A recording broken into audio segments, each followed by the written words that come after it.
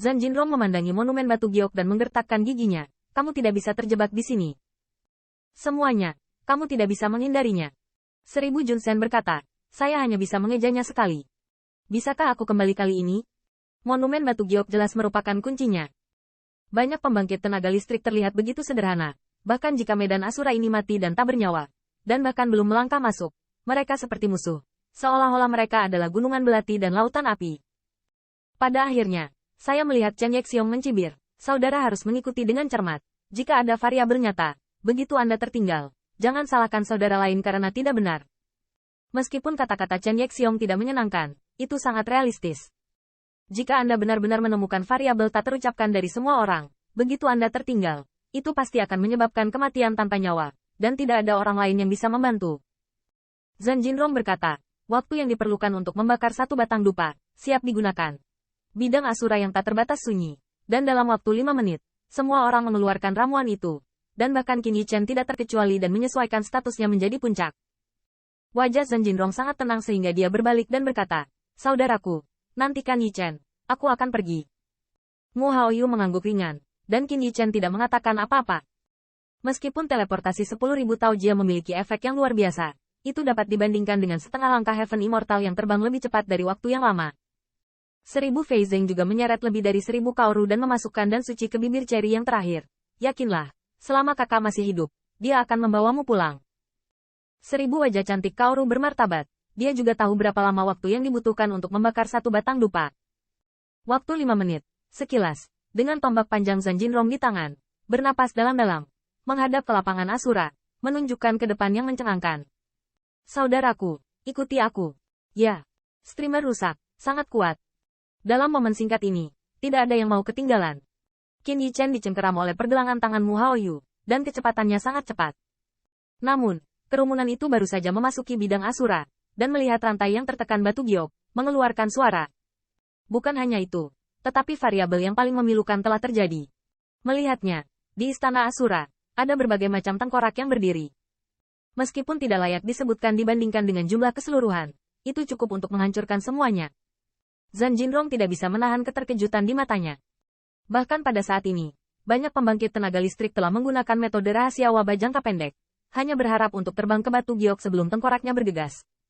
Wajah semua orang sangat malu. Sebelum itu, masih ada orang yang terkena fluke. Meskipun mereka tahu bahwa kebetulan itu tidak realistis, itu adalah keinginan yang paling naluriah untuk bertahan hidup. Namun, ketika kengerian tulang mati terbangun, berkat terakhir ini benar-benar hancur. Malapetaka mengemuka, yang bisa dilakukan semua orang hanyalah menyelamatkan hidup mereka.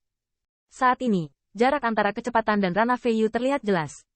Meskipun Zhan Jinrong juga ingin mengambil semua orang, situasinya tidak memungkinkan. Saat ini, keraguan-raguan mungkin mustahil bagi semua orang. 2 lapisan surgawi, lindungi pembangkit tenaga listrik teratas. Raungan pertama Zhan Jinrong keluar, semua orang terkejut, dan tidak menyangka akan terjadi di dunia utara. Tahukah Anda, meski dari dunia perang yang sama, banyak orang yang tidak akrab satu sama lain, setidaknya jauh dari rela hidup dan mati saat ini. Namun, Lin Huaxian tidak ragu untuk menarik langsung Tie Lisan dan Yurun Tian. Ini berlaku untuk semua lapisan surgawi Raja Abadi 2. Bahkan Qin Yichen memiliki satu orang lagi di sampingnya. 1000 melihat ini, tetapi juga mengertakkan gigi. Bawa saudaramu, kurang dari 10.000 sebagai upaya terakhir. Jangan tinggalkan temanmu. Kerumunan terinfeksi oleh solidaritas perang Korea Utara. Tepat pada saat ini, Qin Yichen menemukan bahwa prasasti batu giok itu tercengang dan mempesona.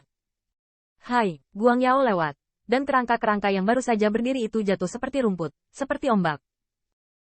Melihat pemandangan ini, Qin Yichen tidak bisa menahan kegembiraannya. Tetapi yang mengubah wajahnya tiba-tiba adalah ketika kemuliaan tersapu. Darahnya di dalam tubuhnya menjadi gelisah. Seolah-olah itu adalah pemanggilan kekuatan magis. Itu menjadi mendidih. Tanda seru. Bagaimana ini terjadi? Tidak ada yang tahu jawabannya.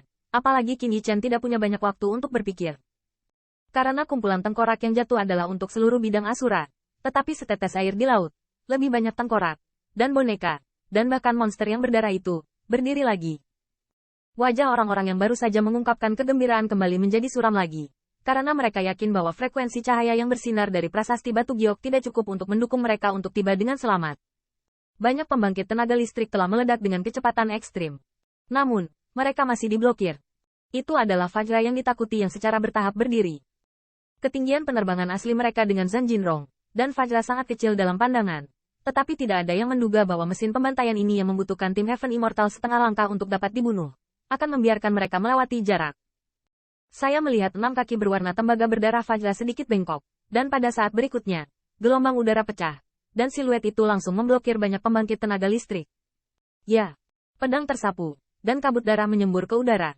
Meskipun pembangkit tenaga listrik seperti Zhan Jinrong bisa mengelak, yang lain tidak bisa melakukannya sama sekali. Untuk sementara, formasi semua pihak di dunia perang langsung terganggu. Meski formasinya kacau, semua orang masih terbang ke arah monumen batu giok, hanya untuk mendapatkan secercah vitalitas. Adapun pembangkit tenaga listrik yang mati, hanya bisa dikubur di sini selamanya. Kecemerlangan meletus dari monumen batu giok memberi semua orang kesempatan untuk bernafas. Namun, untuk sesaat, saya melihat tombak yang tak terhitung jumlahnya terbang dengan padat. Pada saat itu, tombak yang dilemparkan oleh kerangka yang tak terhitung jumlahnya tampak seperti awan gelap yang menutupi langit. Meskipun banyak pembangkit tenaga listrik yang tidak biasa, saat ini mereka tertunda lama. Semakin besar kemungkinan mereka akan jatuh di sini. Dread Fajra masih mengejar. Selain itu, monster sayap darah itu juga mengepakkan sayap darah. Terbang, seperti pemburu haus darah.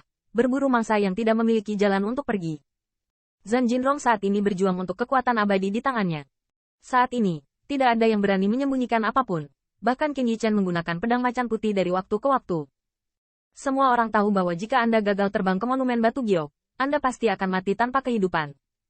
Demikian pula, jika monumen batu giok bukanlah cara untuk hidup, apa gunanya membiarkan kekuatan tubuh yang abadi kosong? Namun, Qin Yichen sangat ingin menemukan bahwa dalam siluet monumen batu giok di sekelilingnya, sama sekali tidak ada iblis jahat yang menyerbunya, seperti garis pemisah antara hidup dan mati. Meskipun saya tidak tahu apakah saya bisa meninggalkan tempat ini, setidaknya saya bisa bergegas mengelilingi monumen batu giok untuk melindungi hidup saya. Qin Yichen tidak bisa membayangkan betapa mengerikannya pertempuran di medan Asura ini dulu. Tahukah Anda, bahaya yang mereka hadapi sekarang hanyalah puncak gunung es dari semua medan Asura ini. Dari waktu ke waktu, pembangkit tenaga listrik dibunuh oleh monster berdarah. Saat ini, bukan pertanyaan apakah monster Blue Twin bisa dikalahkan atau tidak. Setelah diseret, monster dari segala arah akan berkerumun, hanya menyisakan udara yang menyedihkan di udara. Kabut darah, bahkan untuk sesaat, Mu Haoyu sudah terluka, dan dia hanya bisa menyapu dengan pedang raksasa, tapi dia tidak berani bertarung sedikit pun. Pada saat yang sama, batu giok memancar lagi, dan akhirnya semakin dekat.